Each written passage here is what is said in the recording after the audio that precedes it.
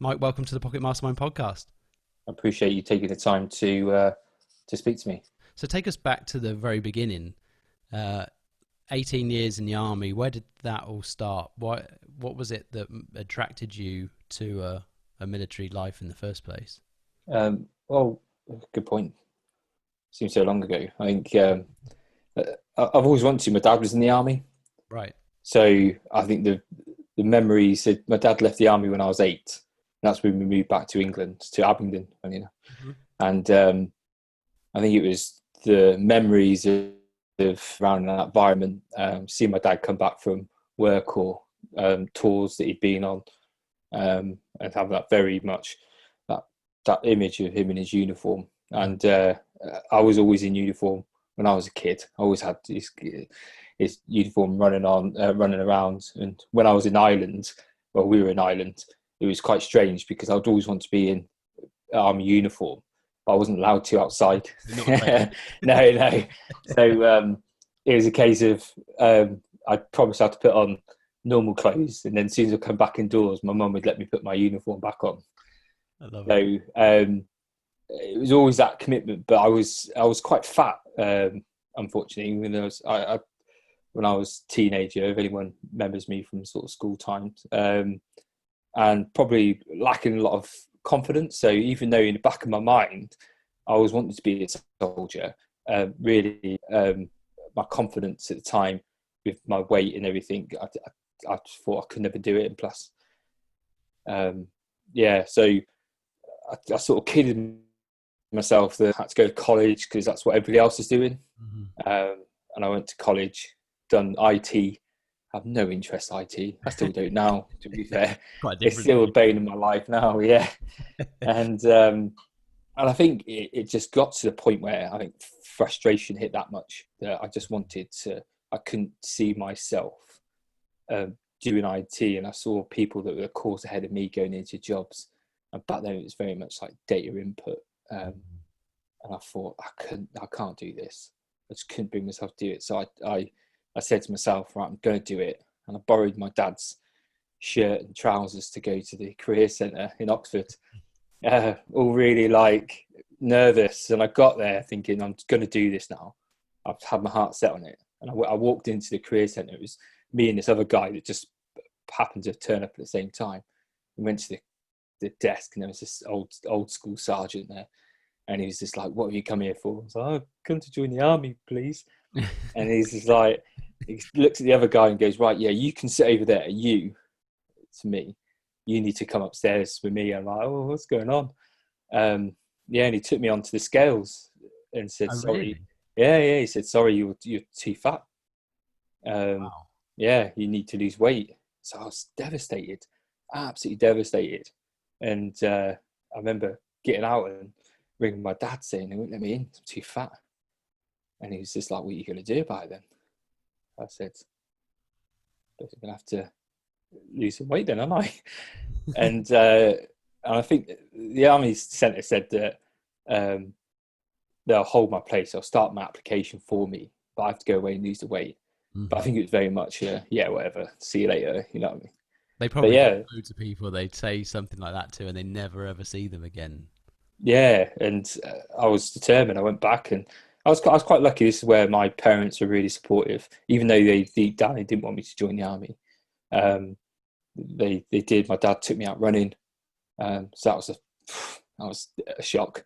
My mum sorted my diet out. I think I literally survived on chicken, vegetables, and Alpen for like 4 months. I didn't drink. I did have a little part-time, so I was still going to college all the way. So I was traveling from Bicester to Abingdon to go to college. Yeah. So I used to get up really early in the morning, go running with my dad. Then I have to run to go to college. And even though I was just going there in person, I didn't want to do it. And I just absolutely just beat myself 4 months. I walked back into the Army Career Centre and they couldn't believe it. They were just like, what? Wow, didn't expect you to be back. So they fast-tracked my application through. And I went down to the Career Centre, to the Army Selection Board, done really well. I was waiting. So I was in my second year. So I'd done the first foundation year of college because I didn't do that well at school. I pretty much failed my GCSEs, to be fair. I think they only let me on to the college because my brothers all went there. And then it was the last day and you had to submit all your assignments. Mm-hmm. And I hadn't done none. I absolutely done nothing. Yeah. And I was just thinking, come on, it was taking ages to hear anything back from the army. And it was the last day and I thought there must be about 6 assignments I had to hand in. I hadn't done none of them. And I was just walking out the door and heard the phone go. Oh, and normally I would just be like, yeah, it's nothing to do with me. But I was just like frantically opening the door, ran to the phone and picked it up. And they were like, is that Mr. Jones? I was like, yes. It says Army Career Centre. Congratulations. You've got a date. You're in the army. That is unbelievable. Yeah. I was just like, oh, that's a big relief. And did you go to college that day? Oh yeah, I went there with the biggest swagger going. I went there and I just said to the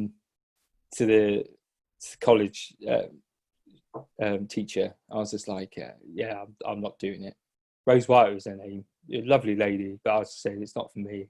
I'm going to join the army. And they're blessing. They were like, well, what we do, we'll support you through. We can get you to do your assignments. It's okay. You don't have to give up college. I was like, nah, you're right. I'm good. That's me. And that's pretty much, quit there and then. That need to lose the weight in the first place has probably set you up as a bit of a head start for going into the army. You already adopted a change of lifestyle and a discipline to get you through the door. And I imagine that, some people who just walk straight in the door, their first shock comes once they arrive, whereas you kind of had to phase it in before you even got into the army. Yeah, I think back on it, I never thought of it that way, but yeah, you're pretty true. My dad was always concerned with me. Anyone that knew me back then were probably concerned that I wouldn't last in the army because I was lazy. I was always late, always late. I never made it on time to anything. And it was hard going through that point of trying to lose that weight and get physically fit, because it wasn't just about losing weight. I had to get physically fit and robust to join. And it was something that always stuck with my dad, because my dad was there and he would push me through, and he'd always say that soldiers never give up, they always die trying. Mm-hmm. And that was something that always stuck with me, I think, forever, for the rest of my career, to be fair. Never quit, always keep going. And so where did you go into the army? What was your unit? So I originally joined the Royal Signals, which was communications. I did want to join infantry, to be fair, but because I was under 18, my parents wouldn't sign the paperwork. Oh, really? Yeah. So my dad wanted me to get a trade, because it was a fair one, because I had no education. Mm-hmm. And my dad was in the Royal Signals too. And he wanted me to get an education in the trade. Mm-hmm. But I didn't have the qualifications to join the Royal Signals, so I should have gone into the infantry. Right. But because I'd done really well at the selection board, and my dad obviously was ex-Signals, they shaded me. You meant to get grades, yeah. You meant to have like C's or something to get into the Signals, and you could spell fudge with mine. So, it was a case of they were like, I got on there. You're a good bloke. You got potential type card. And I always remember, because they said that I had to do really well at basic training, otherwise they weren't going to accept me. And I was like, okay. So I went into that originally. Done my first couple of years. Trained as a radio systems operator, I think it was back then. It's basically just deal with radios, communications, anything from that guy that has a radio pack on his back to bigger things. Those things aren't light, are they? No, and they didn't get any lighter either. No. And my first posting I went to is to Germany. So I went to Germany, and that was a culture shock. Being a young lad and you're going out there. So I probably just turned 18 just over 18 then. Right. Yeah. Going out to Germany, where it's very much like you're a really close knit family. You can't go home at weekends, so everyone stays there. Mm-hmm. And it was just like the epitome of what you imagine the army to be like. It is just like, right, we're going to go out and have loads of fun, like drink until like you can't drink anymore. And then we're still going to expect you to get up next morning and go for a run or go for a log race or something like that. And it was very much, I look back now and think about what I did, like going out drinking like you do, as you probably see some of the soldiers in Abingdon and that, and then we'd be on parade at like 7 o'clock in the morning to go for a run and stuff. Yeah, and just came to normal. But yeah, it was a great experience. It really showed me that sort of tribalism, that sense of being part of. Whereabouts in Germany were you? In Hereford. Hereford's it's about an hour away from Hanover. Right. Okay. Yeah. So it's sort of West Germany. How long were you posted over there for? I've done probably about just over 2.5 years there, right. But I wasn't there a lot because I went to the Iraq War. So right. In 2003. 2003 time, yeah. Yeah. So we were there, troops to go over and invade Iraq. Mm-hmm. So that was my first tour. I've only been out training a few months. Really? How long? Yeah. I think I've been out training 3 months, 4 months, I think. Straight to the biggest conflict that the British Army's been in for a while, I'd imagine. Yeah, and I didn't have a clue. Did not. I look back now, I did not have a clue. I mean, thankfully the Army's changed quite a lot since then, but obviously it was the biggest conflict in a long time. It was quite rushed.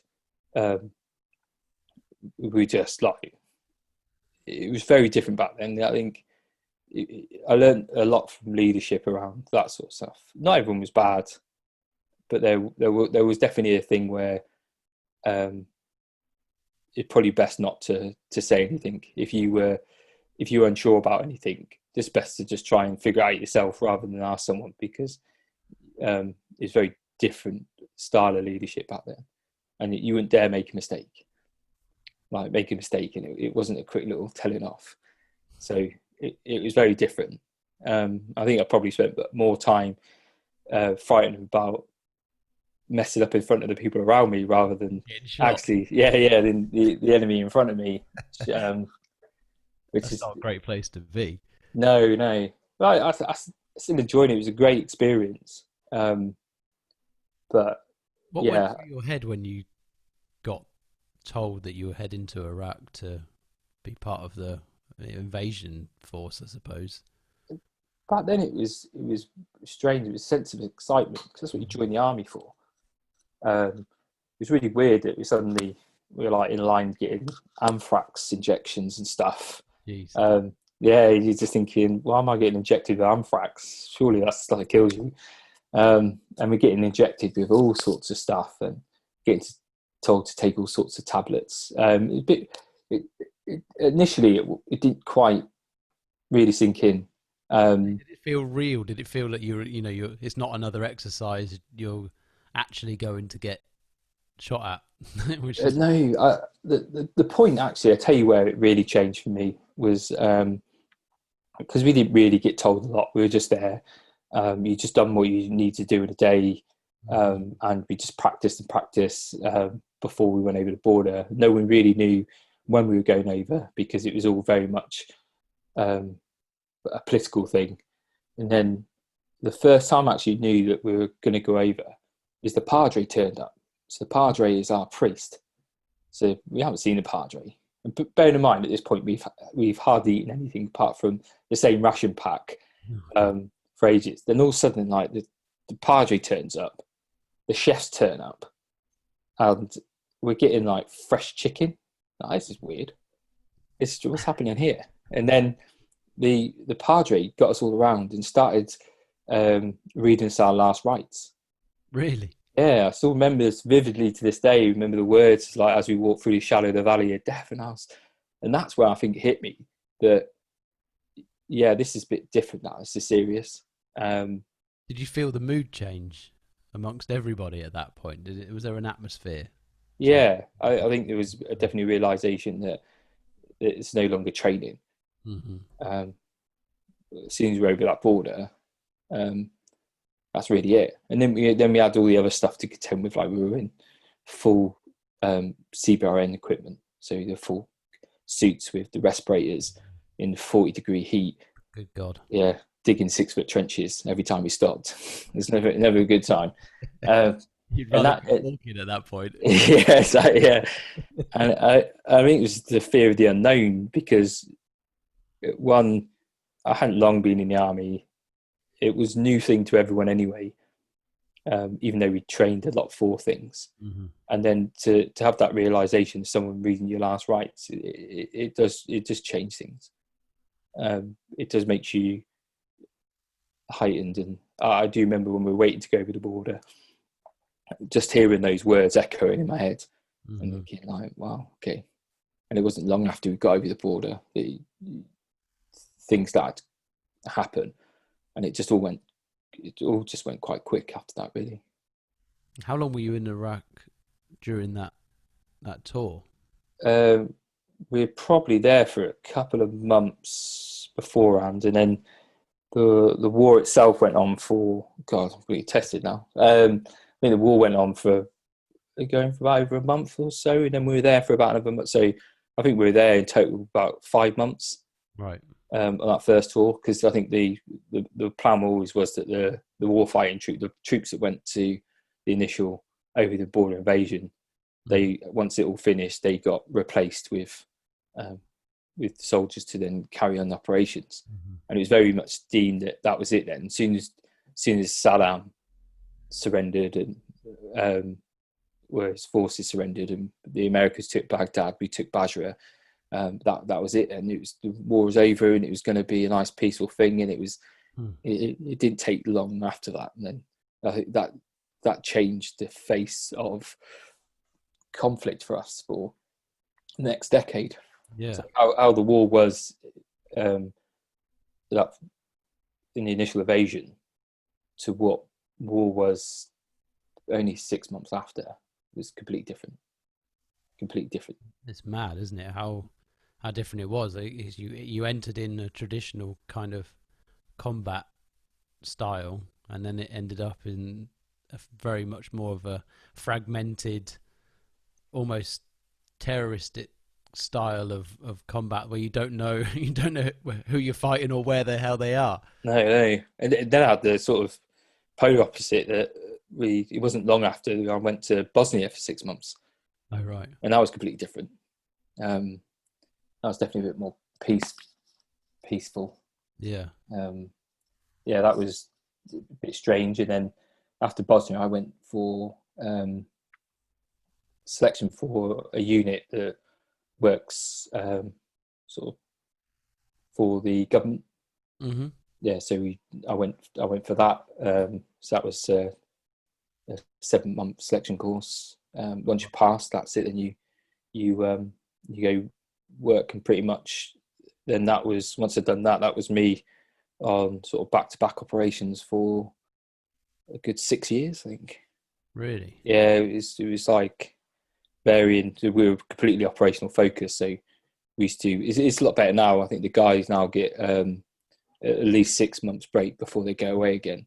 But I think back then it was very much like you were just constantly coming back and forth from anything from 4 months to a year. Out on operations, come back from anything from 2 weeks to a few months, and then you're back out again.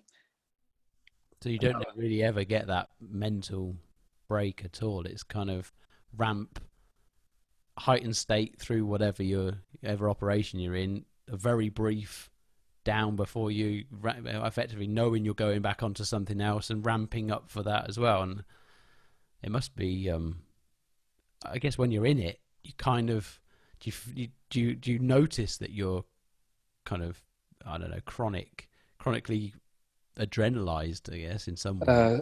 I think not so much. I probably notice it. I think people did notice it, especially civilian friends. Mm-hmm. Come back, and I think they'd notice things probably changing. in personality, especially when the alcohol would come into the mix as anything. Yeah. But yeah, it was very much for the last sort of 6 years. It was a case of just going on tour, coming back, just completely unwinding, like letting loose, to then going back. But the difficult thing is, it wasn't just a case about going back.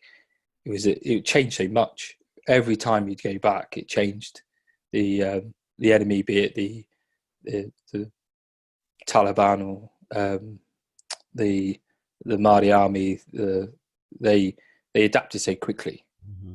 So when you thought you were on top of things, by the time you go back, things have changed. You've got a different threat to learn, different things you have to do.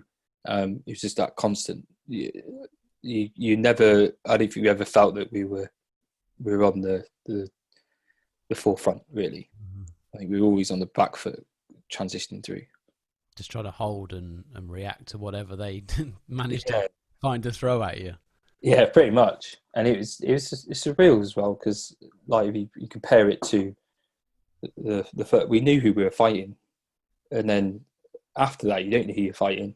Mm-hmm. So I think the reliance on a very sort of command and control structure had to adapt, mm-hmm. because we needed everyone involved. Everyone needs to understand what part they play in it, because there's the terminology about that. Everyone was a sensor. Everyone needs to think, and you could, once you've been there for a long time, you really got in tune with the atmospherics, mm-hmm. and you can always sort of predict something was going to happen to an extent.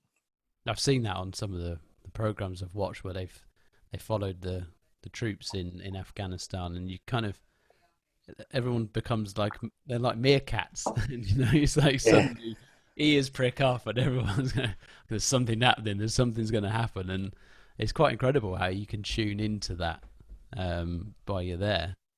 Yeah, I think it's very much. I think when I said about the first tour, I didn't have a clue, and I realised that if I was probably in that sort of state of mind going into the future tours, then I think outcomes would be very different. Where I really invested in training and in understanding leadership and how to actually get everyone in the team involved, because you had to. Mm-hmm. It was so rapidly changing.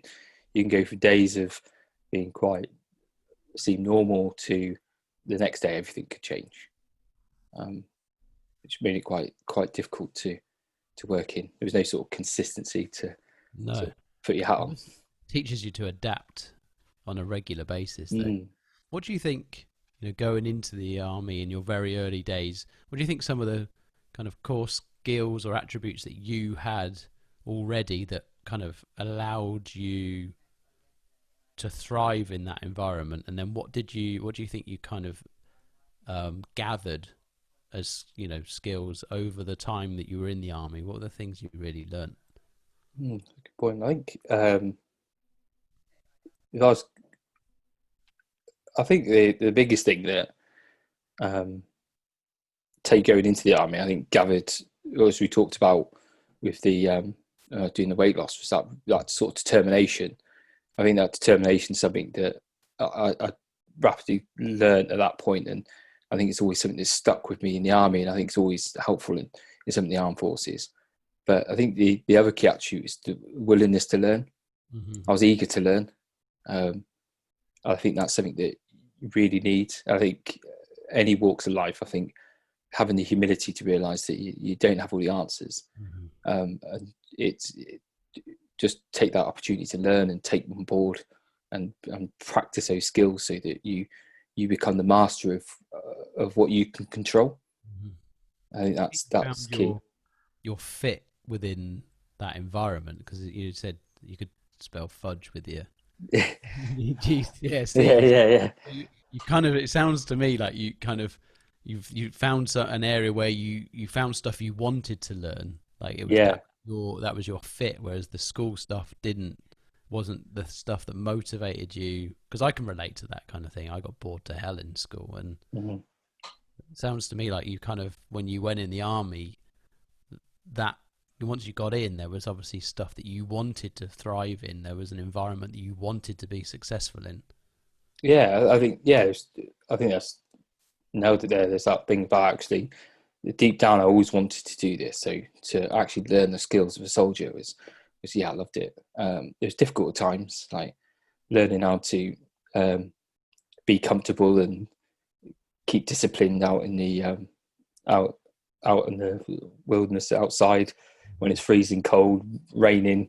It's not nice, but it's just trying to just keep that focus to do what you need to do, discipline what you've been taught.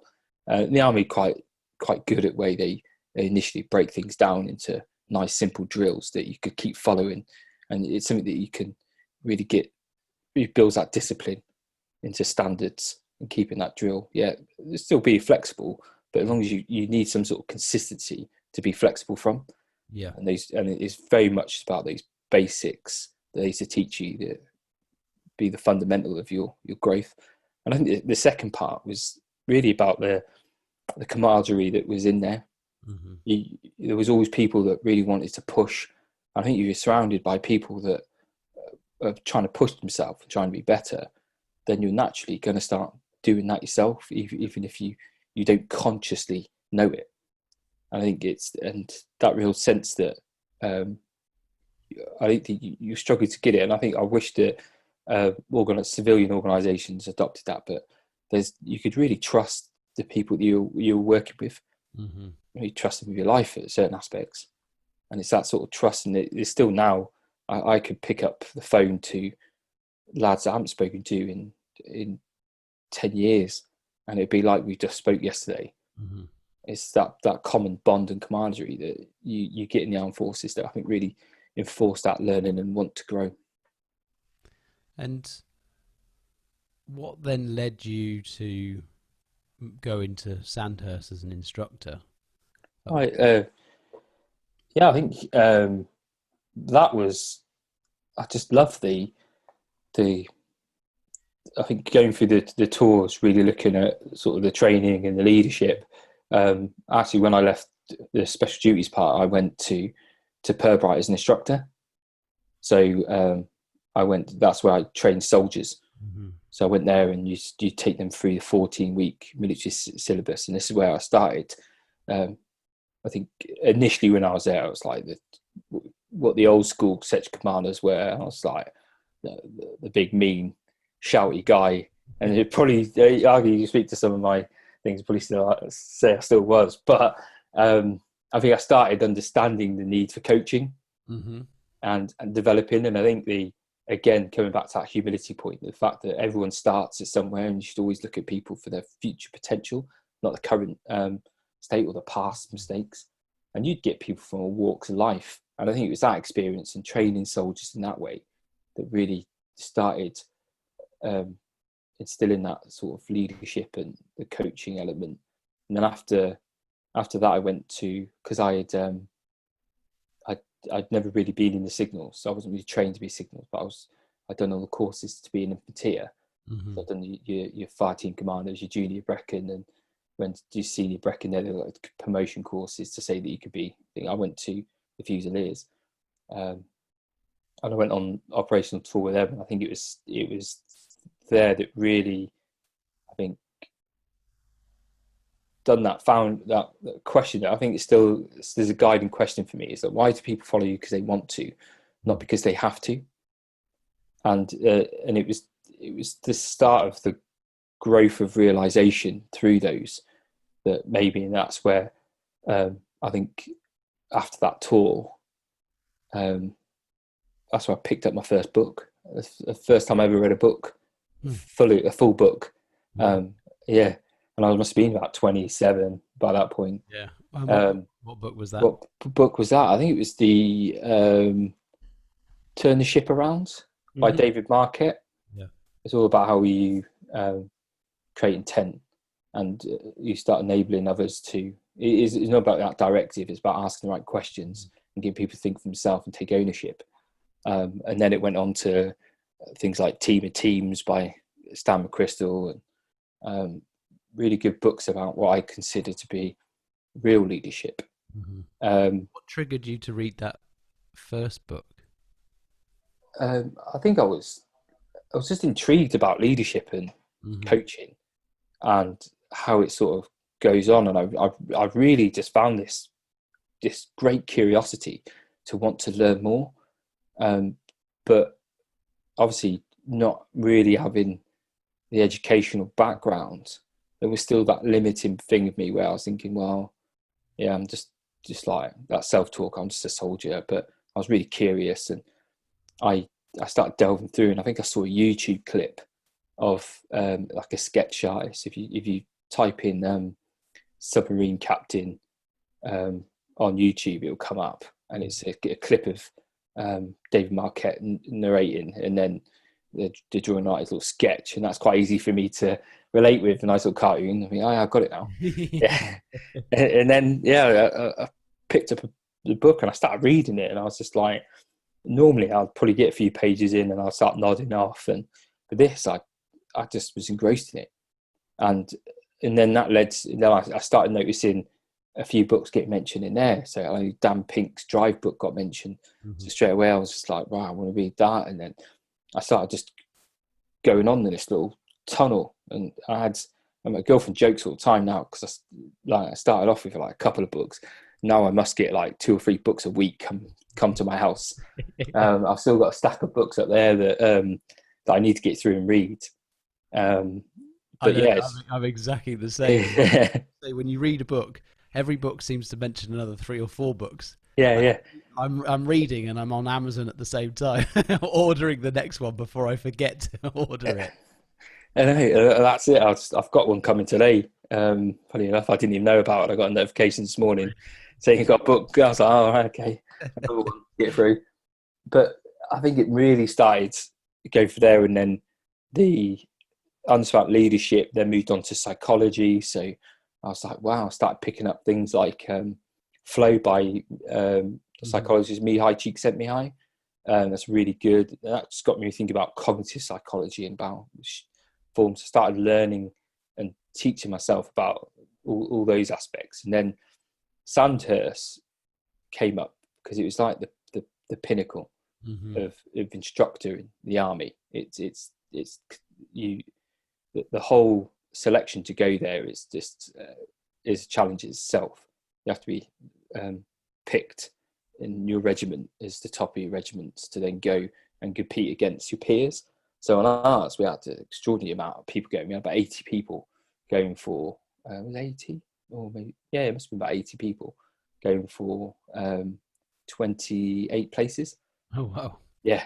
And it's a weird selection, because it's one of those ones where you're marked as an individual. So it's individually based, but you're not going to succeed unless you work together. So that's a real sort of, strange thing where you've got to really make sure that you're on the ball. Yeah. But you've really got to embed that thing. It is about the army. It's all about that teamwork, and you've got to help each other out. You can't be seen as Jack. That's what we say. If you're Jack in the army, that's it, and no one likes you. And yeah, it was quite long. It was 6 weeks long selection. It was very physical, so you have to do all the fitness tests that the officer cadets will have to go through. Plus you have to all the lessons to teach the military, so you make sure you teach at a high level. And it wasn't just like giving a lesson. They want to see how adaptable you are to things. They don't actually tell you how you're doing the whole way through. You don't get any you don't get no feedback. No, nothing. Oh wow, that's got to be tough, because you suddenly realize how much you kind of subconsciously depend on feedback on things when suddenly there's a complete void of it. Yeah, and your mind starts playing tricks on you, because you're like, oh, that was rubbish, and you're trying to ask questions to get some sort of indication of a feedback, and you get nothing, and that plays for before, haven't they? No, and you're like, oh, and you go in. There was a lot of people that just said, oh, I don't know, I can't do this, and they quit. And I would be lying to say that didn't cross my mind, because it did. There was times where I was thinking, well, I've not passed, so why am I bothering? Why am I bothering going through this? It was a lot of late nights. Just get beasted. It's back to basics. You have to march everywhere. It's proper back to military discipline. And then the first you know about it is at the end when you're all in a line in alphabetical order in your suits, and you go into the door, and the OC's door had two doorways, and they had a screen blocking up the other one, the exit. So you'd march in one, and what the whole theory around that is, so you couldn't see the expression of the person that's went in before you to count to see how many people, because we all knew it was only 28 spaces. And it was an awful feeling to, like, because when you want something so much, and failure is not really an option, because that's it really. Especially, what would you have done if you hadn't been successful at that point? I would now have just gone back to special duties, and where I had a good job. I was going to be the training senior NCO, and I would have trained the blokes coming through, but it wasn't really what I wanted to do. That was what I wanted to do, because with my thirst for understanding about leadership and psychology, it is still seen as the foremost leadership academy in the world. So to go there, that's like, I could really practice and hone what I've been learning. And so marching in, and then to see that hand come out and say congratulations, you passed. That was just you could physically feel the weight come off your shoulders. And just so happy to be there, and I had a fantastic time at Sandhurst. How long were you there before? 2 years. Right. Yeah, you get 2 years. So you take you go effectively what they call the wing. So you go there to support the other instructors who got platoons, and then you once you've done that for a little bit, you then go and get your own platoon.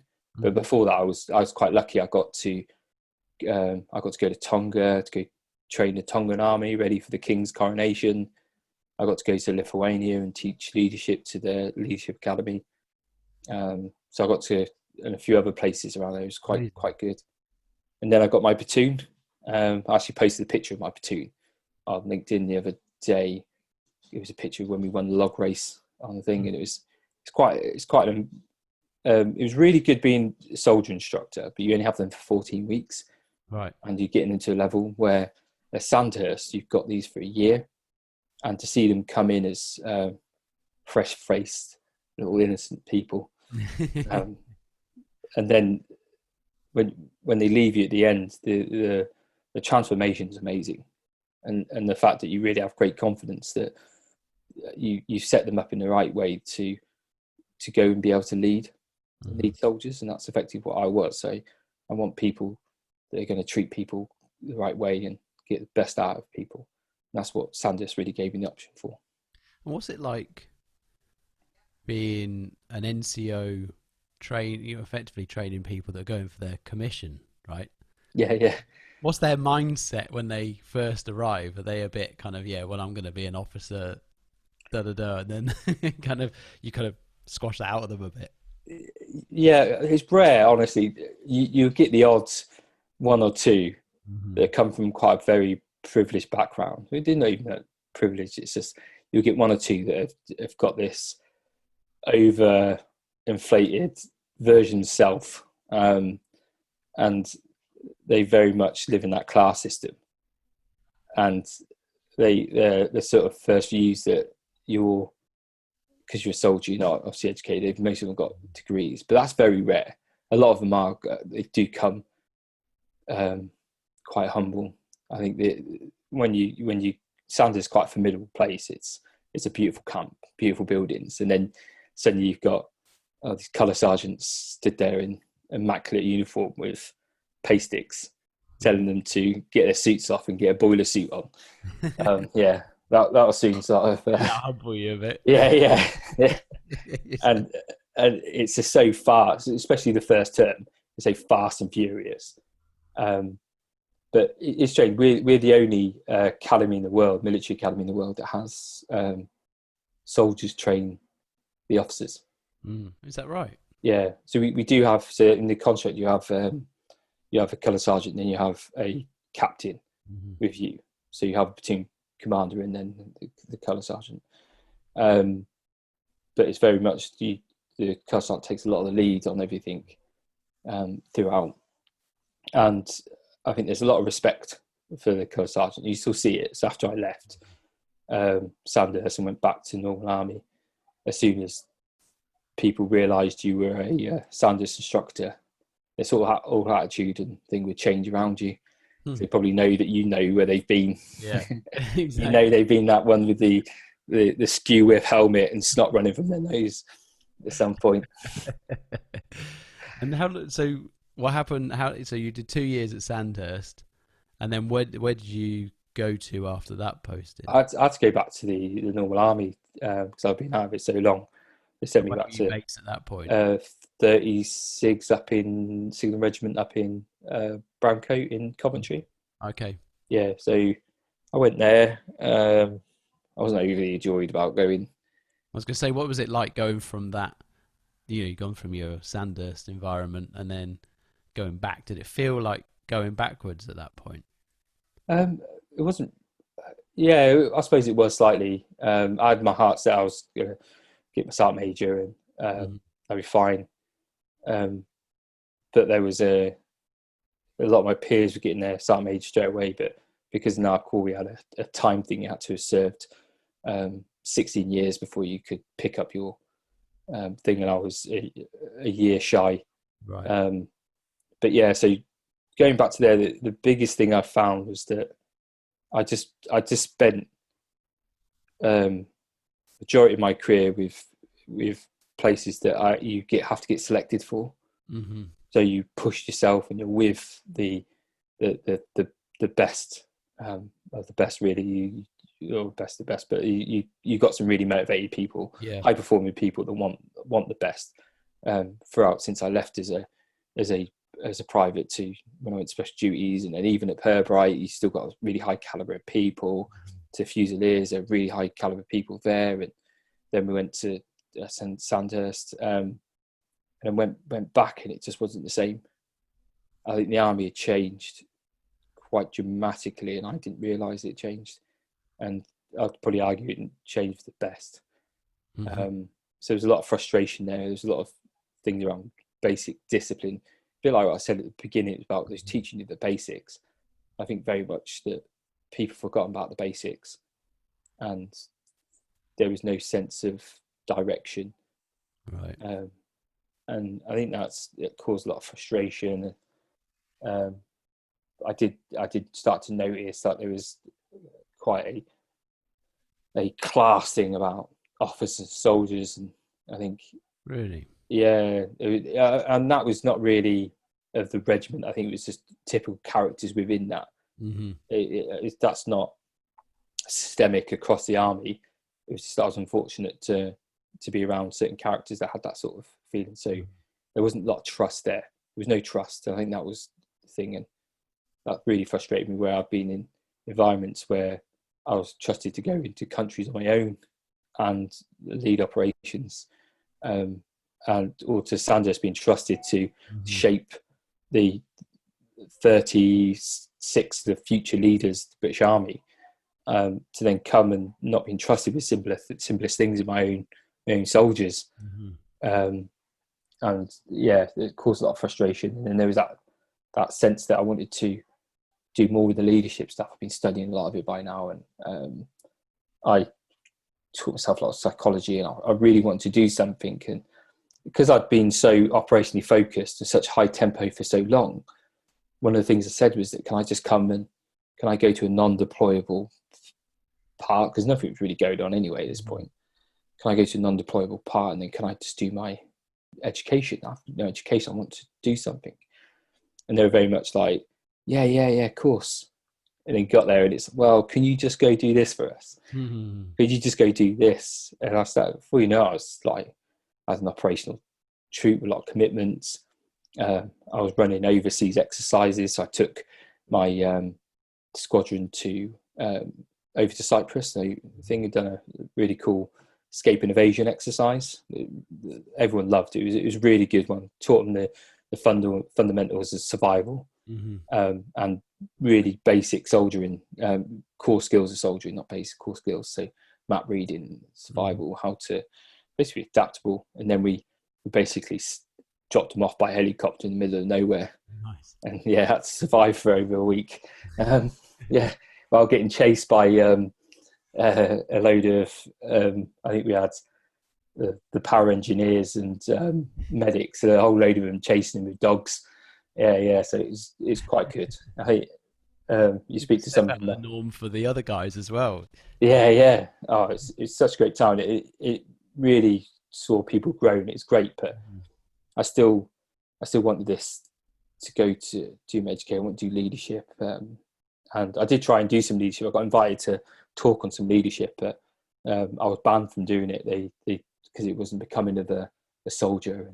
Really? Yeah. It was stuff like that, and it was just frustrating. And I just thought the rest of the army's moving on now. It just seemed that it's very quite archaic thing. And then would they have been talks, civilian talks? Oh no, to the officers. To the officers and stuff. Yeah. And so they did. It's one of those classic. It's not your place. Yeah, pretty much. Nuts. And yeah, it just really got to it. Yeah, it's really got to me. And then I've been saying about, they've been promised me that I could go to university because I had no education. I'd done some coaching qualifications through the army, but and I've been teaching myself psychology now and leadership for quite a long time, a lot of theories and models. So I really want to do it, and that's why I didn't even know what a master's was, to be fair. I didn't understand universities. I didn't know how it worked. Didn't know that you had to apply in a certain way. I didn't know nothing. So, but I had a vision of what I wanted to do, and I just thought I need to get your commission, right? Yeah. So I was hoping to. I got picked up for the Sergeant Major. So I got promoted to Sergeant Major. I was meant to go to, funny enough, another part, I was meant to go for commission, because at that point you had to go to be at least WO2, so Sergeant Major, before you could then go commission. Right. Traditional route, you'd go WO2, WO1, then you commission. But they opened up this new thing, so staff sergeants could go commission. And so I'd go for it, you know what I mean? It was quite a trial thing. Mm-hmm. And I went through the process. I started doing really well in the process. Had my brigadier's interview, done really well in the brigadier's interview. Really impressed. Bear in mind, there was a lot of pressure because it was a new thing. And there wasn't, I think there was only 2 of us going from it out of the whole lot. And as I was going through that process, there were some key things that the regiment done their own sort of test week to see if you could be in. I went in some of these interviews, and some of the questions that they started to ask me really highlighted that there was a perceived difference between the gay, and it was that just caused more frustration. And this is the early signs that I wasn't recognizing, but I think this is where the signs of that there was something going wrong with me. I know I started getting far more aggressive, struggling to sleep, and all this lot. So part of that was so obviously all of the experience had been building up subconsciously, and then for the first time in your army career, you kind of hit a point where you weren't as busy and frustrated with multiple things on top of that, and it kind of sounds like it was a whole bunch of things that came together. Yeah, that's exactly it, and that's how it was explained to me. It was basically all the frustration, and the fact that I didn't have anything to occupy myself really. I was very busy, but I was busy doing what I consider, because there was no direction, so there was nothing I couldn't contribute any actions that I was doing to a greater good. So with that sort of sense of apathy and the frustration, it's like the psychologist started to go see, said basically that just opens your shit drawer earlier, and everything came out, and it was, and it did. I was frustrated. I turned down commission. I said, no, I'm not going to go for it. It just upset a lot of people. I then went to go to try to do my university, which I put a lot of effort to try and get to. Like I said, I didn't have any qualifications, so I wrote to universities, I don't have a clue. I just started emailing universities like, "Hi, my name's Mike. I really like psychology." Probably for the basis of my emails. I've been teaching myself for a long time. I have no education, but I have a passion. I really want to show you that I can do something. And I just thought I was going, like, I didn't know there was a difference between masters and degrees or anything. So I was just going through it. And a lot of universities either ignored me or said no, it's not happening, or tried to force me down some other course that I knew wasn't me. I knew what I wanted to do. I wanted to do occupational psychology. That's what I was going to do. But yeah, a couple of universities got back in touch, and I went down to Wolverhampton. And what really stood out to me there was the instructors there, or the professors there, the lecturers there. That's a pretty right term. They were really open, which made me think, do you know what, I've got an opportunity here, because they're open to the idea of me coming on the course. And I think there's an agreed realization that it's going to be difficult. But if I want to put the energy in, I can do it. So I chose to go with them, and I'm glad I did. So I went through all that, got it all thing paid for my university, and then the Friday before I was meant to go on it, I basically got told I wasn't allowed to go on the course by the army, and I got pulled into the to an office, and basically got told that they didn't believe I had the cognitive capacity to do a master's. Yeah, bearing in mind, yeah. Without finding out, bearing in mind the university have already agreed it as well.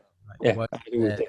I wrote loads of letters. It was very bureaucratic. Wrote loads of letters about how I was going to do it and all this stuff, and they basically said that I can do it. They weren't going to allow me to do it. So that was quite hard to think. Bearing in mind that was the Friday I was meant to be starting on the Monday. What went through your mind at that point? Just sheer disbelief, just frustration that, and it just really confounded the thoughts and feelings out about this ill leadership that was going on, this toxic leadership. That how could you limit someone just by your own beliefs? There was no substantive evidence there to say that I couldn't do it.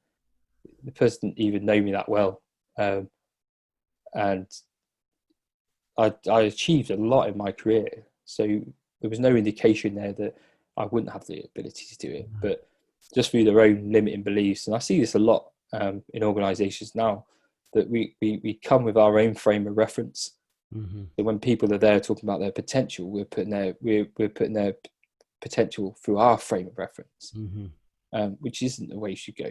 No. The person should only fail because through their own lack of preparation, or the limit of their own ability, and they should discover that, not be put brackets on what actually their ability is. And so disbelief. But then there's that urge in me, well, I'll do it anyway. I'll find a way, do it anyway. And I did. I found a loophole. Basically, I went and put all my leave in.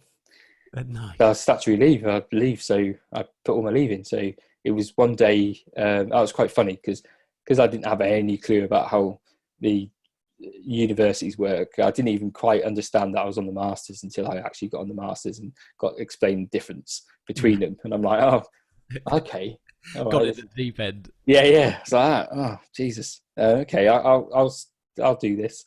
And the full-time masters was a day a week and an afternoon, a Wednesday afternoon. So it was a Tuesday day and an afternoon. So I thought that was the part-time. So I thought I was going to do the part-time. It's over 2 years.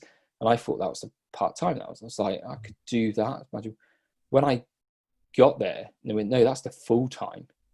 And I'd already applied for the part-time thinking I'll do it over 2 years. As soon as they told me that was full-time, I was like, well, I want to change to full-time. Yeah. And they were like, well, that's a bit different. Like, that's going to be hard to do a full-time job and to do a full-time master's. That's going to be quite hard. I was like, I want to do it. So they allowed me to change, but they said to get permission. I was like, well, they didn't even give me permission to go on the actual course. To be here in the first place. Yeah. So I'd put leave in for every day, and then the Wednesday afternoon I tried to put leave in for like half days. They were like, no, you're not allowing you to do it. And I was like, well, it's Wednesday afternoon, it's sports afternoon. So you'd rather me go play badminton for 3 hours and go and develop myself. And at that point, I was still very much, I'm staying in the army. Yeah. I'm going to use this psychology of leadership, well, occupational psychology is about leadership, how we interact in organizations, motivation, all the key things you want leaders to really know to go forward. That's very, very much. But yeah, so I just done it anyway. I had a good support network, a great troop commander that supported him. I just disappear. I'm at the army now, so I can't get disciplined. Yeah, exactly. You can say what you like now. Yeah. And that's why I wanted it very much across. It wasn't a systemic army thing. Yeah. Just individuals there that just really caused frustration. And yeah, so I started my course, but then that's when things started. This frustration started building more and more and more, to the point where I was in bits. There was definitely two selves of me that was showing. There was the self that whenever I went back into my room and I was on my own, I'd be in bits. I'd just be there, just I didn't know what to do. Like just just crying. I couldn't sleep. So angry, like really angry with the world. Shut myself away. Like contemplated some really like bad stuff to quite a close point on a few occasions. And but there was that other thing where I couldn't be that, because you don't talk about that type of thing, do you? You don't show that. And I had a troop of 30 odd soldiers that relied on me, and I had a family. I had 2 boys that were living away. I had to be there for them. And my girlfriend was away. She was posted away. She was in the RAF at the time. And there was obviously the lingering thing. I couldn't really speak to my mum or anything like that, because unfortunately my dad a few years ago, he committed suicide. Oh, really? So yeah, so all this stuff, and to the point it got worse. I remember going to work, I'd physically shake to put my uniform on. And it started getting to a thing where I started resenting the uniform to a point, because I used to be very much, I am a uniform, it'd be crisp, it'd be clean, to the point where I was just like, give a fuck. Just put it on. It might not even be ironed, but who cares? I started being physically sick in the morning before I'd go out. I was just so angry. It's just like I'd lose it over the slightest of things. And I think that was the sort of the telltale signs, and I had a very good troop commander at the time that started noticing these things, and saying about going to get help. And I had a good friend of mine, Kelly, who was at university with me. So she was at civviest point, but she used to be army, right? And her husband was just finished in the army, and she just happened to be on the same course at university with me. It was an absolute godsend, because I don't think I would have got through without her help, because she just obviously understood it straight away. So me adjusting to talking to civilians completely different, and how the tone of things. She would give me great counsel about that, and she helped me with essays, because the first ever essay I wrote was at master's level. Like, I had a clue. Yeah, I had a clue. I like reference. I didn't know what reference was.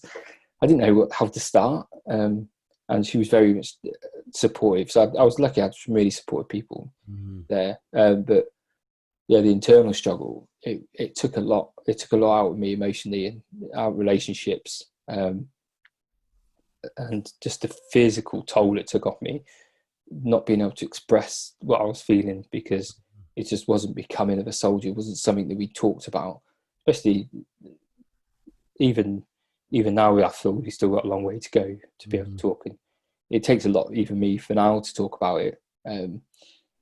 and there's still that element. There's still is, and I'd say there's still an element of shame for me that I went through that. Really? Yeah, that's still something I still live with now. I'm probably not as open as a lot of people are about it, because there's the element of just shame that I had. Well, I've got PTSD, and I had it through going through where, because I always look at people and go, well, people that have done more things than me, and they seem all right. Yeah, but they seem all right. Yeah, I suppose, yeah.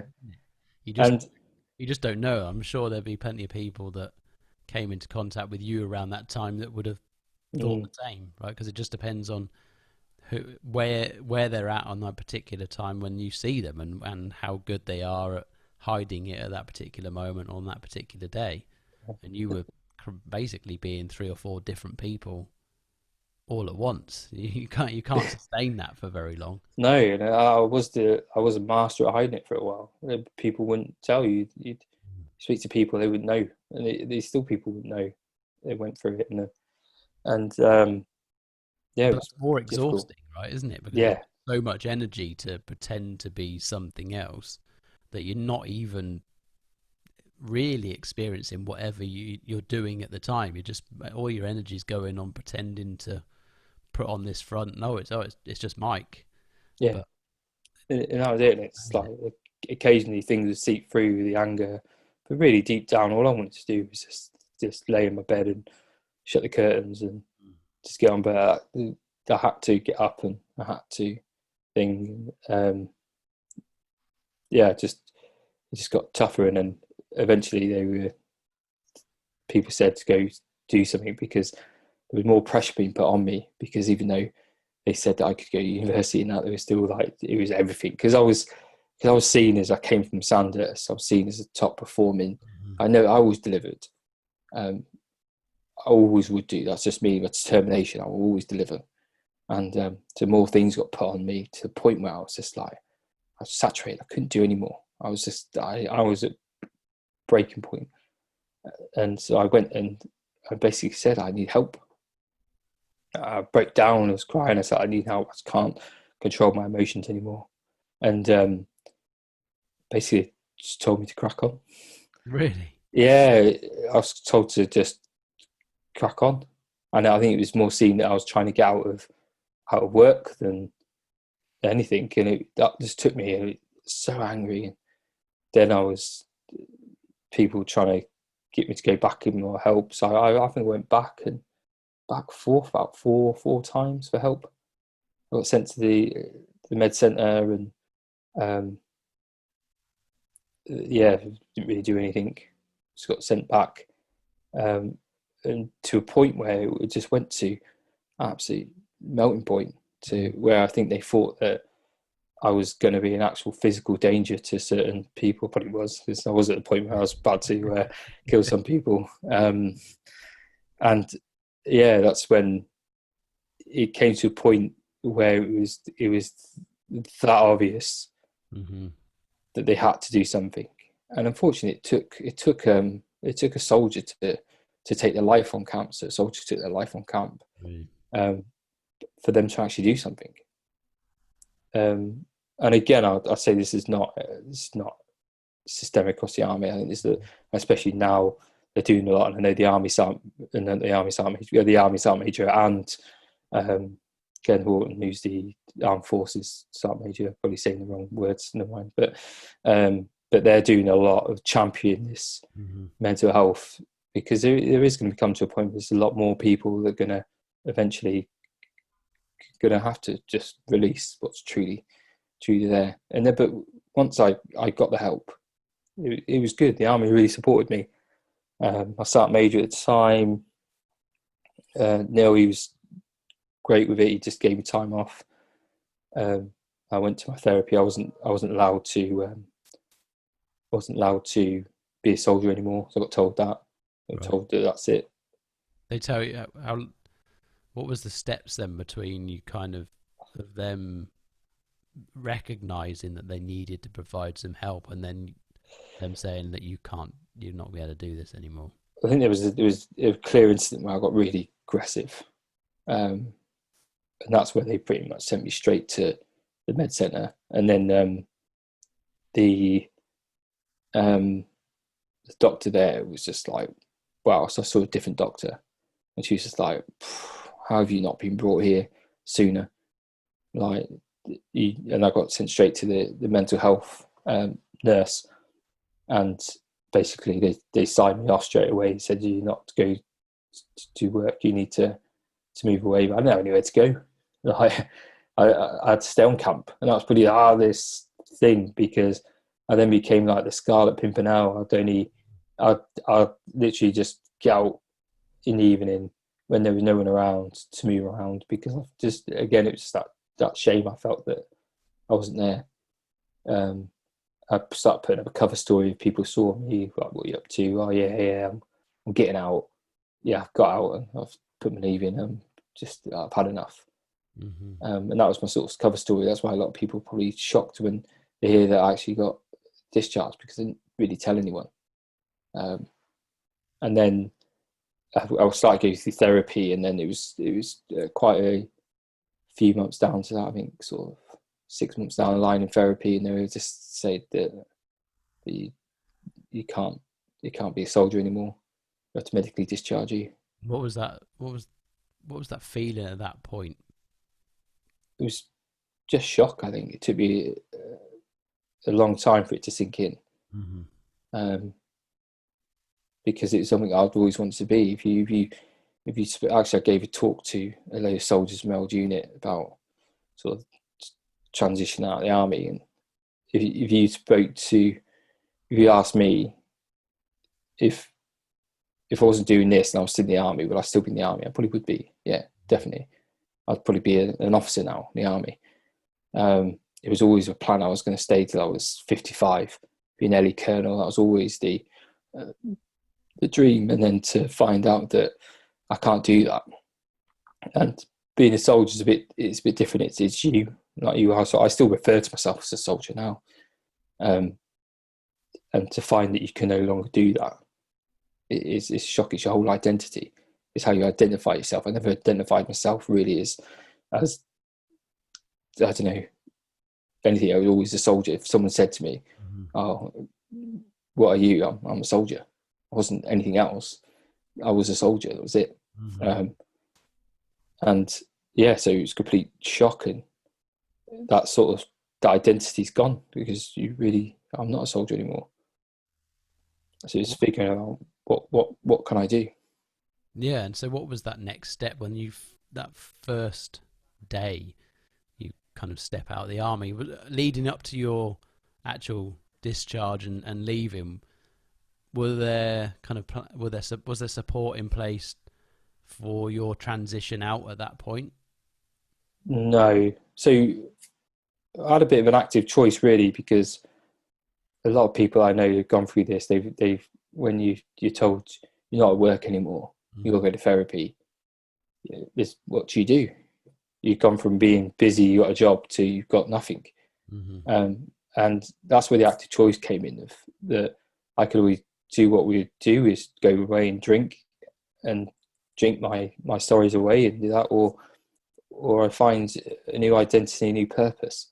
And that's why I chose to stick with the university, because there was a choice there. Because if I had quit university, no one would have said anything, because people didn't think I could have done it in the first place. So the fact that, and with all this going on, it would have been a good excuse to thing. And I knew that I needed to do something. I wanted to do. That was my passion, and that was really the thing. Leadership in psychology is my passion. It's my guiding star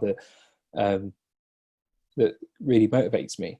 So I needed to do that, and that's what I did. So I stuck with my university, and there was a bit of a lag between sort of being told that you can't be a soldier to get out. So I was quite fortunate in the fact that I was still getting paid.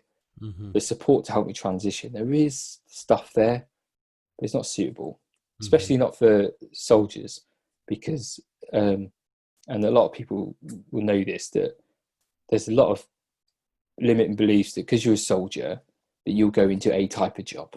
Mm-hmm. And it pains me when I see this etched in people, that go, when I've done my 22, I'm just going to go be a train driver. Or, and to some people, that's fine. That's what you want to do. But there's some people you can tell that are just doing that because that's what everybody else thinks you should do. Well, I'm going to go do electrician course, or I'm going to do that. There isn't this, and I think it's getting better with other organisations rather than what the army are providing, that can show that you can be what you want to be. There's even a initiative, and I feel really bad that I've forgot the name of the charity, but there's a charity that is helping soldiers get into politics. So there is a growing realisation that there's a lot of things that you can go off and do, but there's still that thing, even with the career transition thing that they have for the army, that you go there to be a soldier, that you straight limit to like a bricklayer, electrician, and there's nothing wrong with those jobs, and people enjoy that. But for me to say that I wanted to go out and be an organisational psychologist, that was like, what? Nah. Yeah. So I sort of distanced myself away from that. Yeah. And I started I made that choice to distance myself away, and I focused on thinking, okay, then I've got to do something. What do I want to do? And so I set that vision of what I want to do, and that's what I tried to work for. And I was fortunate that I was still getting paid for the army for several months to give me that sort of safety net to try and build the business. And how long were you still going to uni after you left the army, or did you? No, I finished it while I was going through therapy. Oh, brilliant! Yeah, so it was tough to do that masters whilst going through all this. Yeah, it was really difficult.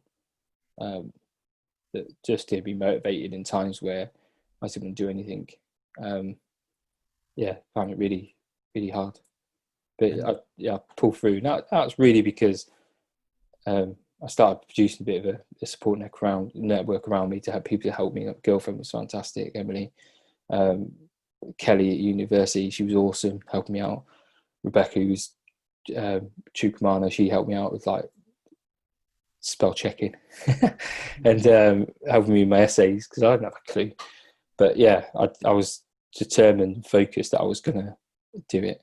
And the university were great as well. They knew what was going on, so they were supportive with it. Wolverhampton University they were absolutely fantastic throughout. And the thing for them, it must have been quite difficult for them, because it's not like every day they've suddenly got a soldier with PTSD that's trying to do a course of no education. So it's quite a novel thing for them, and they weren't deterred. They helped me out. So I completed it then, and in that time I started, because I was clear about what I wanted to do. I started to see opportunities, and I think that's what really helped me through. So I think if I wasn't so clear about what I wanted to achieve in life, opportunities wouldn't have arisen. Like an opportunity came up to go teach leadership to Wasp rugby team. I would never have seen that as an opportunity unless I was focused about what I wanted to do, and I was clear about what I wanted to do, and obviously having studied leadership and that for a long period of time. How did that opportunity come around? Funny enough, it was off chance conversation with a guy called Chris Bell, who's the commercial director and also player development officer for Wasp rugby team. I was down as part of sort of my thing. I went and done a bit of a recruitment thing for the army. I had to go down there to help out, and I just got in a conversation with him, and he said, "That sounds very interesting. Would you be interested in having a chat about doing that?" I was like, yeah. So I went and just done them, and that relationship lasted. Actually, I still speak to him. I was texting him yesterday because he's now commercial director at Luton Football Club now.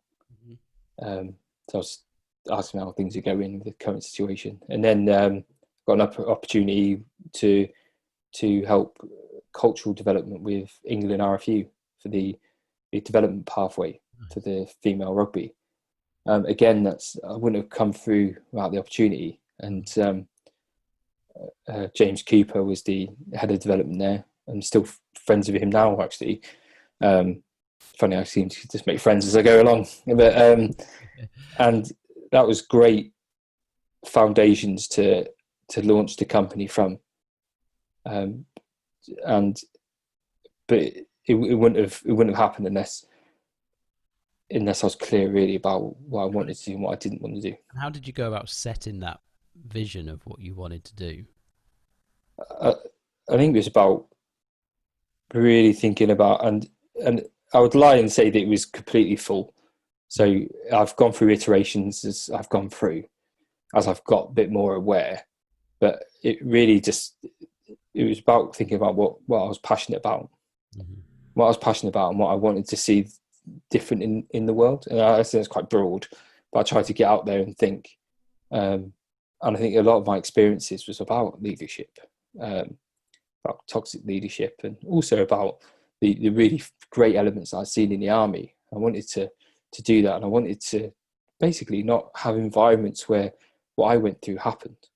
So I very much saw that as through its leadership development. And get the right leaders and get them focused in the right way and get them the right skills, then we can start having these environments where actually it's good to go to work. You can have fun to go to work and still achieve a task. And I think it was that set where I wanted to go. So I started thinking about actually what are my principles around leadership and how can I do that. And so that led me down the thing about I'm going to go do leadership development. And then so having the opportunity to teach that to professional sports was fantastic. It's a great step from, you go from the army, like peak performance, to elite level sport is a great first kind of transition, I think, because I think if you go directly into the corporate world, it'd probably feel like a huge contrast. Yeah, I think it was I like to call it a soft transition. It was. So the similarities between the military and high performance sports were quite similar. So it was good. Where I think you're exactly right. I think, and there's still now, I still find myself a bit shocked when I'm in sort of corporate businesses about. I'm probably could be quite direct. There's still a lot of learning. I'm still learning a lot now about that. But yeah, it definitely was a better way of transitioning and sort of honing the skills for sort of Civvy Street. And how did you then start to refine it? That big vision of what your real passions are and what your purpose really was. I think is a great starting point. And I think something that a lot of people don't do that first step. They start to think about the task before they think about the vision side of things. How do you then start to funnel that vision down into a plan for the business and say, well, okay, how do I then structure that big vision into actionable tasks? The thing with me was about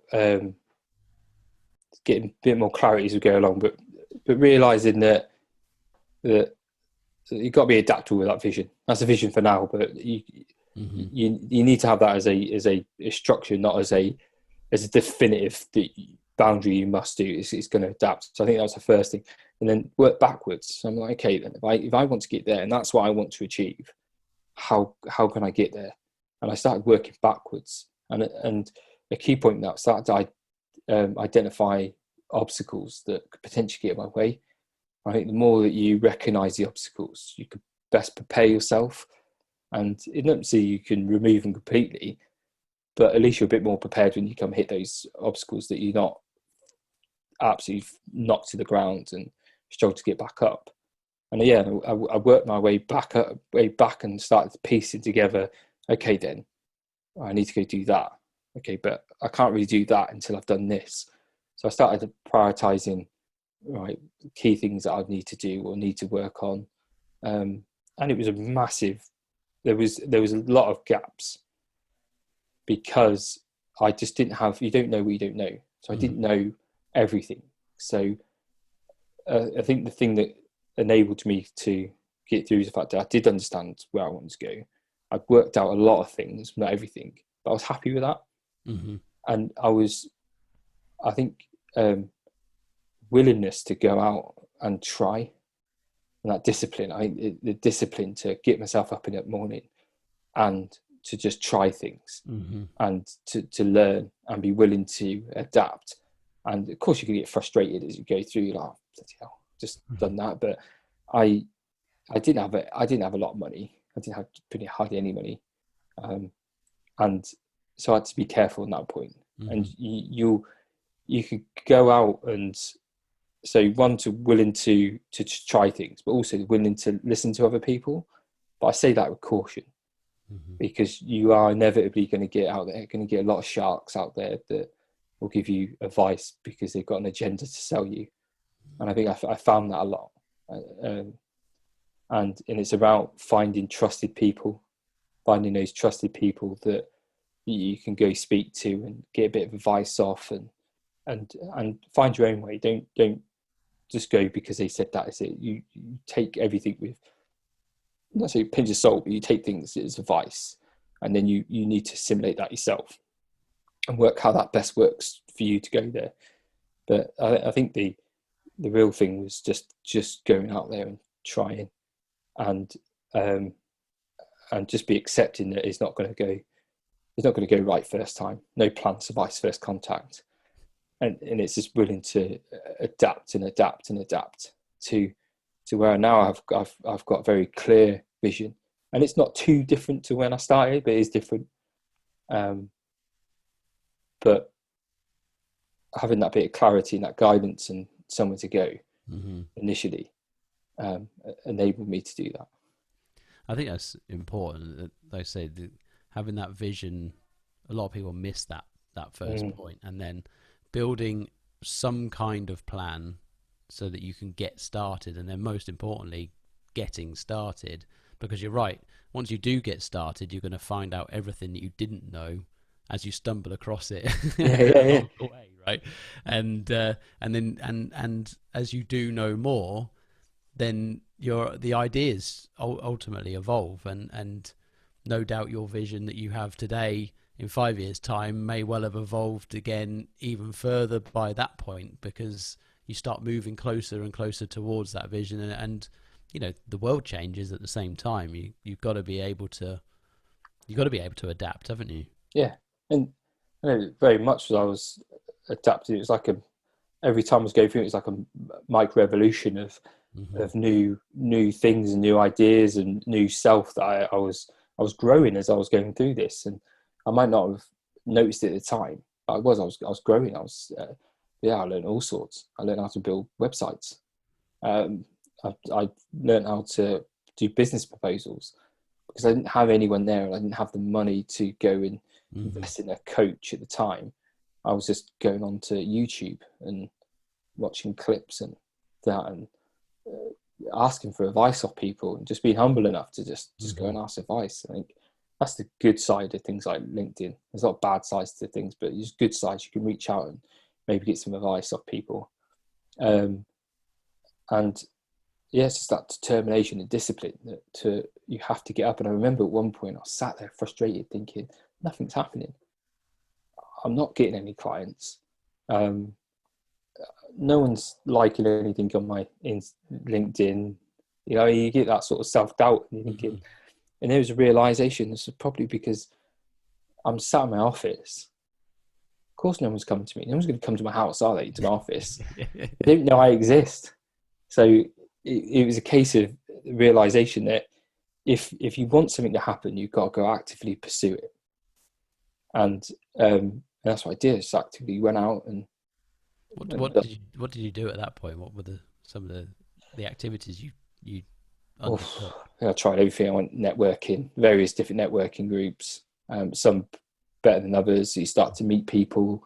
Once you start to meet people, and I think it was always initially when I was there, I had that thing about networking is that I'm there to, I've got something to sell. Wow, look at my magical widgets I've got. And then I soon learned that it's not about that. It's about making good connections. I think so I got past that and I started making some really good connections. It led to, do you know such and such a person? And you meet people and you just broaden your network. And it really is about broadening that network. Don't go and sell to people. You still come to, so I probably didn't do as much. I don't do hardly any networking now. Well, you can't because we're on lockdown. Virtual now, isn't it? Yeah, it's all virtual. But I'm very active. Virtual stuff's fine for networks you're already in, but joining a new one, it's like it just doesn't seem to work. I don't think. No, it's just quite hard. You need to be that familiarity. A lot of it, and then people go about this new normal around everything's virtual. It goes against our evolutionary need to know each other and have that physical contact. So things on LinkedIn are great to get that conversation with some certain people, but it's not the be all and end all. Mm-hmm. And but I think it's just really about being active and getting out there and taking opportunities. There's always that thing, that voice inside your head that's like, oh, I'm not good enough, that imposter syndrome. But there's all these people, because you will look out there and you'll see in your industry or sector you're going to go into, you've got all these people that they talk a good game. Mm-hmm. And you look at that and you think, wow, how pretty their website looks. Look how pretty all their little posts look. And you're thinking, I can't compete with that. I don't have, I'm not like eloquent, especially on the written words. I'm a dyslexic soldier. You know what I mean? And all this stuff plays on you, and then it's just that realization, and it takes me back to little fat Mike. And I think, well, we all started somewhere, and you've got to grow, and people will grow, but you can only grow if you do stuff, you learn, and you're willing to learn and try things, and just try something new. And if it didn't work, move on. I think it's just that confidence. You can only get that from trying and sort of stemming those voices in your head. And I still do it now. I do talks for people, and straight away I'm like, oh, how was that? Because it's a natural need that we want, like you said about the Sandhurst thing, it's a natural need to get feedback. Yeah, builds your self-confidence. But it all just starts from just getting out there. I remember the first talk I got asked to give, and yeah, I was bricking it. You know, inside I was physically shaking. The outside is completely different. But we've got a thing called behaviour blindness. We can't objectively see our own behaviour like others. So no matter what you're feeling inside, it doesn't mean it's necessarily getting portrayed by others. So it's just about going out and really trying it. And that's where you test, like with this vision. That's you vision something out there that you're striving to be. Mm-hmm. And you might try things, and it might not necessarily suit you, but at least you've tried. Mm-hmm. And you don't have that burning instinct of you when you're when you're old and you're like, oh, I wish I tried that. And that's what I never wanted to be. I never wanted to be the thing. The army it was devastating that I'd left, but I can't control that anymore. I can't be, so it's physically I can't do it. So there's no point in resenting and looking back going, oh, I wish I could still be in the army. It'd be great, love all the lads, and things move on. And now I'm in this new point. I didn't want to be in that position where I've still got a long career ahead of me. I didn't want to be left up at the end going, oh, wow, I could have done that, or I could have done this. I wanted to just try things and try it. I knew where I wanted. I had a passion. That was my driving force. It's the thing that gets me up in the morning, and it's the thing that keeps me up at night. It's that passion. It burns in me about wanting to learn. And it's that, I think people get fed sometimes. I talk so much about leadership and culture, and I just love it, but it's the thing. And I knew that's what I wanted to do. So I had to try it. Mm-hmm. I could have took an easy option and went into employment somewhere and begrudging it because I hated it.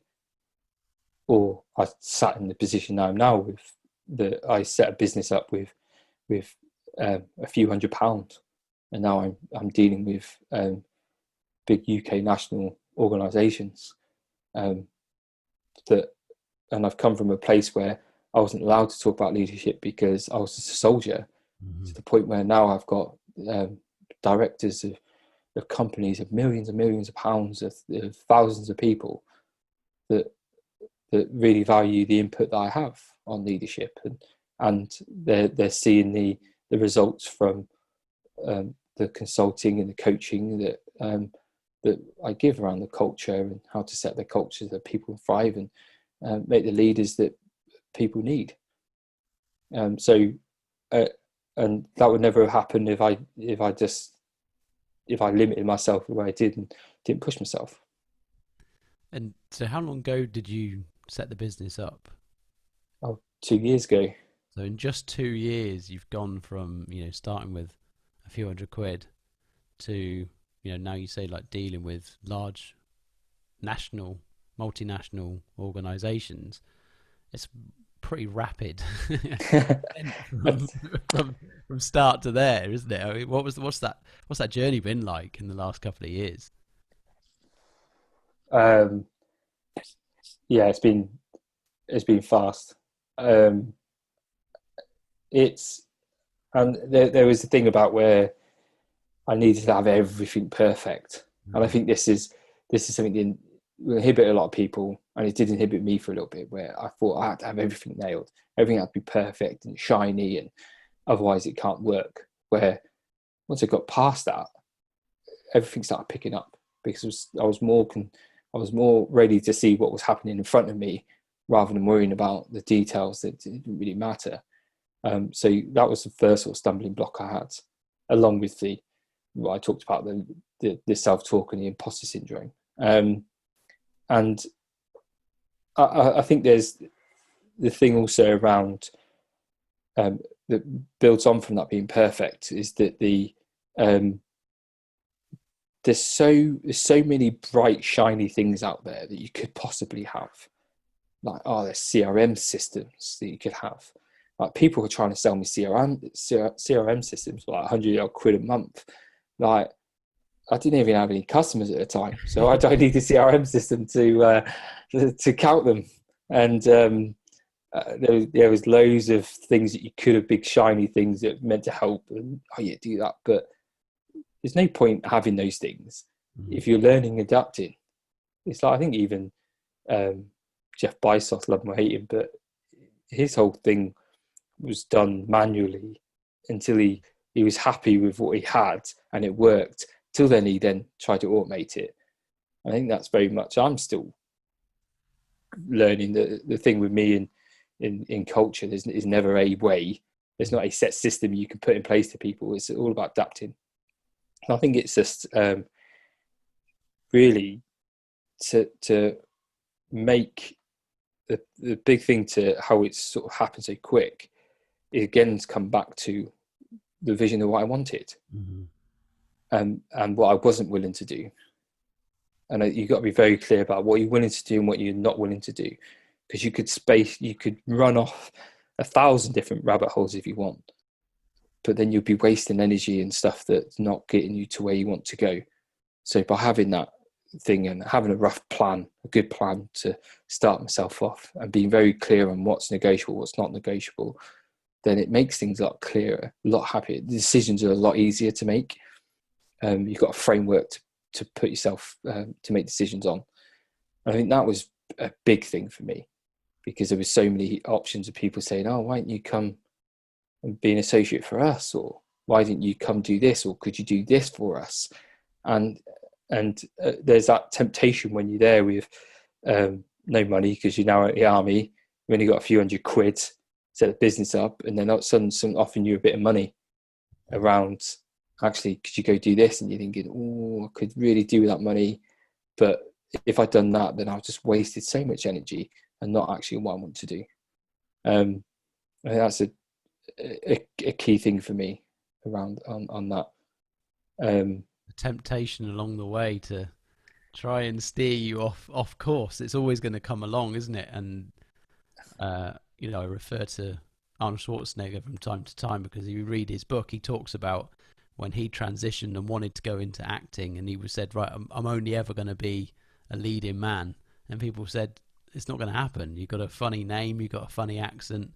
And they were offering him bit parts as the bouncer and all sorts. And he's like, no, I'm going to be a leading man. And everyone sniggered. And then look what happened. Like, his sheer determination and stick to that vision that he had ended up with him being the highest paid actor in the 90s. Is nuts. Yeah, and that really is, and it's not being foolhardy. It's about being understanding the risks and opportunities. I think that's right. And I had to think that people were focusing me around, you must go help SMEs, like one-man bands, and coaching and that.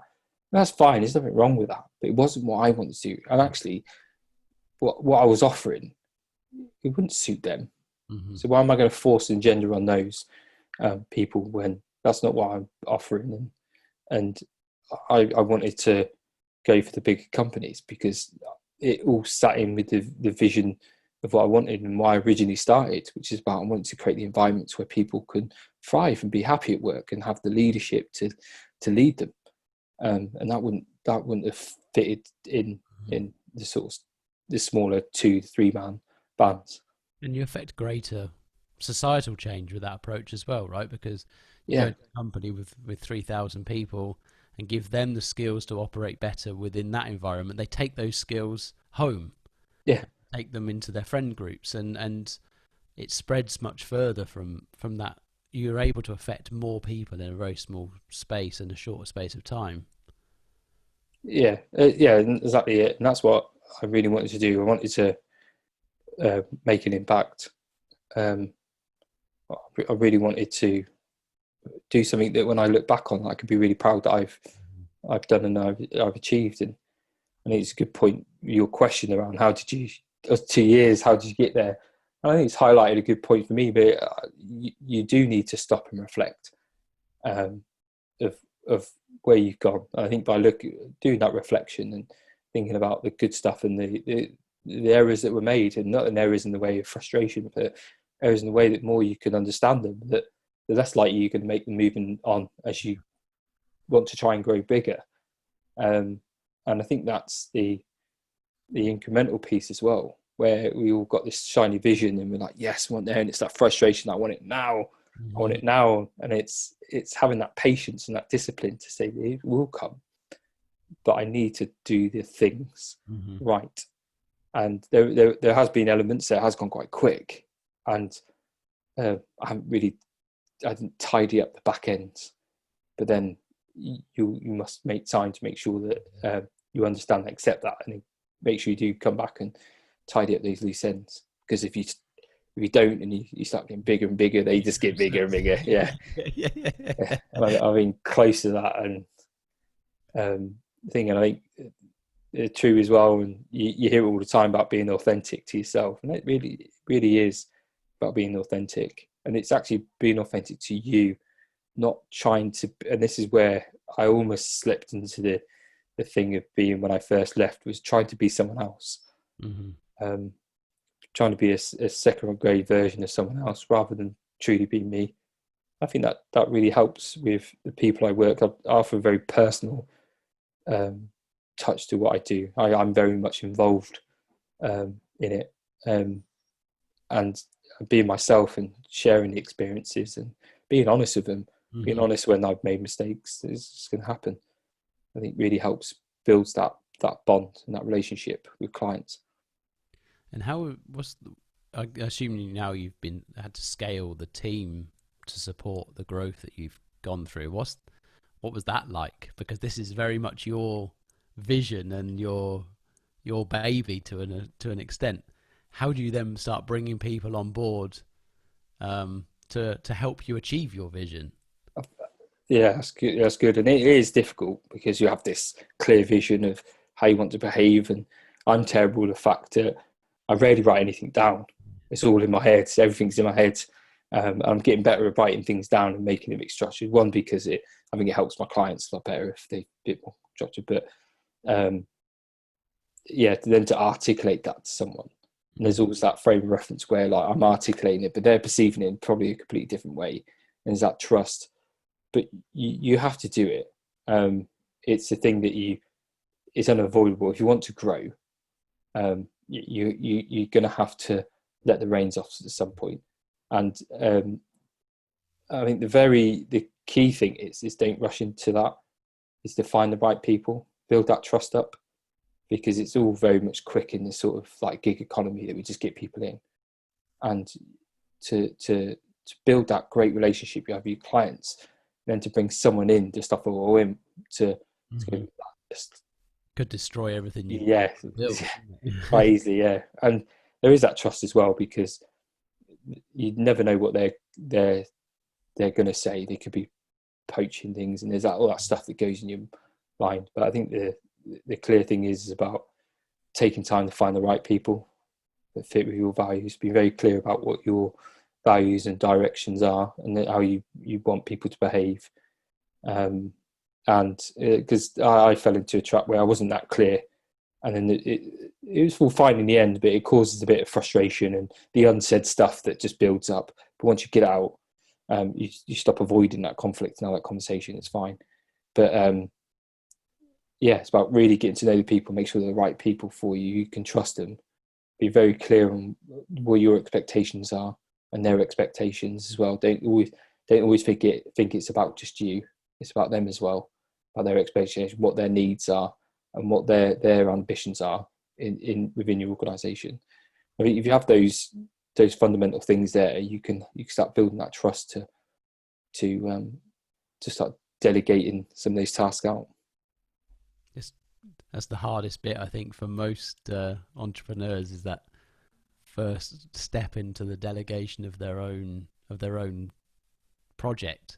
Yeah, and I think the more clarity, and goes back to that vision, the more clarity you have about the direction, about how you want to behave and be perceived by clients and stuff, the more clarity you have on that, you can articulate to them.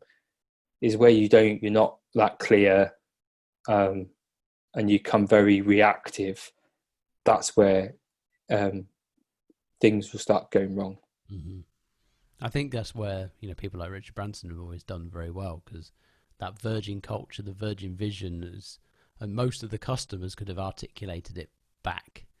And you've done a bloody good job when you've been able to get it from your brain into thousands of other brains, and then out to the customer through that channel. I think it's always been a good example of having that clear direction and primarily of value.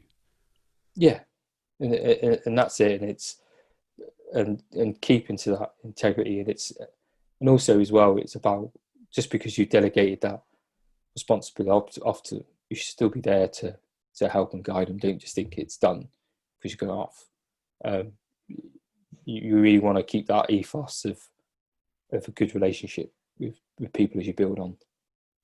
And then that's the same once you've worked out. Every time you bring people on, be very clear about, this is how we do things around here. This is what we want. This is where we're going. This is what we stand for. And be very clear about, this is what we don't stand for. And that's it. That whole onboarding process, I think, is really invaluable as you start to grow. What's the next milestone for you? I think through this lockdown, that's something that I've been toying with, because it's very easy to say, and quite easy to do it right now, is to get more and more clients and build. But then and that's the plan. I was going to be like some of these other ones, to get bigger consultancies and to do it. But then I had to sit back and reflect on actually why I started this and what I wanted to do. So and that's made me realise that actually I want to remain a bit more exclusive for a bit. So I'm going to take on some clients I really want to work with and still be very much involved in that. But I've got another aspect that I want to scale, which is the leadership course, which is separate. So how the business will work is that there's the culture element, but identifying your culture and help you lead through the culture that you need. And then there's a separate leadership course that I've developed through understanding the gap of leadership that I see in organisations. So very much I want to keep a very sort of bespoke, hands-on approach to the business, still grow it, but being quite selective about who I take on as clients, and building that way, and then scaling the leadership course. So that'd be the next challenge, is trying to scale that leadership course out to people, and how that'd be a difficult challenge of getting people trained to deliver that, and also seeing how we can adapt that to see the current dynamic, how we can get that virtually going. But then also the other part of the business is really just honing the thing around, how do we best identify and develop leaders and how can we actually co-create a culture as an organization to really get that lasting change. Mm-hmm. I think that's what organizations sort of are seeking right now, is that how can we get this stuff embedded in so that it doesn't just go back to how it was? How can we actually make it embed and grow? So that's where I sort of next milestones are with my business. I think the big reflection point with this was to scale like some of the others, where I'm just serving everyone and everywhere, mm-hmm. and probably watering down the value of what I'm offering. Yeah, I think that was it's quite a big decision point really for me. It's everything that's gone on has been a bloody nightmare for most people, and no doubt for you as well. But being able to take the opportunity to have that reflection point, to really go back and decide where you want to go. You may not have, you may have ended up going down at the momentum route if this hadn't come along. So I guess there's an opportunity in all the adversity that comes along. Yeah, exactly. I think, and it's a good learning point for me that make sure I schedule these times in to really nail down what the vision is and what I want to achieve and where I've come from, and reflect to think where do I next need to go, and take that choice rather than just blindly go. And as soon as people go, oh yeah, can you do this? Can you do this? I'm like, yeah, take it all up. Like, mm-hmm. you see the classic consultancies, they'll take everything up, and it becomes to the point where you started off as with integrity and what you wanted to do, which was to provide a tailored service to them and get the best of their needs, to you just enforcing an agenda to everyone, which it wouldn't have sat easy with me. So I'm glad I had that time to reflect and to really think about where I'm going to go. Yeah, it's easy to end up in a situation where you end up over promising and under delivering, and your mission statement no longer matches the outcome because you're just a factory of consultancy. Yeah, and you become that faceless thing, which I didn't want to be. Because it is my passion. So the more that I started to grow it, the more that I would have had to step away. Mm-hmm. And I don't think I'm ready for that yet, because I think the ability to scale is ready, but I think to be authentic in what I wanted, mm-hmm. and I needed to keep hands on, and it's all a learning to me, because I'd love to write a quality book, mm-hmm. And I think by remaining hands on and sort of getting around, I can really get the context from civilians to military to sports, mm-hmm. to the corporate world, to be able to give a book of value. Yeah, well, I think it'd be a bloody good read. Cheers. Thank you. I'll buy it. Mike, it's been amazing talking to you, and thank you for being so open. And by absolute coincidence, we're speaking, and it's Mental Health Week. Of course, yeah. So it's kind of good timing to talk about that early stage of your career and leaving the army and PTSD and what that was like for you. So huge thanks for that conversation. Thank you. I appreciate you having me on, like you said. And with Mental Health Week, like I said, it is true, the more, even though I said it's still that element of that shame, but the more and more we talk about this, the more and more we can remove those barriers and get people that need the help that they require. So thank you. I really appreciate that. Well said. Where can people find you if they want to get in contact with you and find out more about you or the business?